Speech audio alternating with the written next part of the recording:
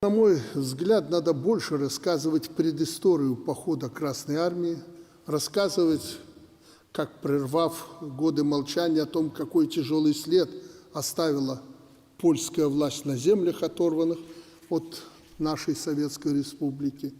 Наши люди должны знать, что белорусов грабили, пока этническая Польша процветала, расцветала, что наши ресурсы вывозились, а крестьянин, который трудился на износ за гроши, жил в нищете и под страхом плетки.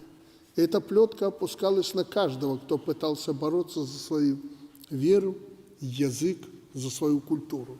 Мы должны говорить о том, что жители Западной Беларуси были лишены права учиться на родном языке, православные храмы закрывались, национальные элиты и священники преследовались. И мы все должны помнить, что польские тюрьмы были переполнены белорусскими патриотами, что нация уничтожалась и духовно, и физически самым жестоким способом.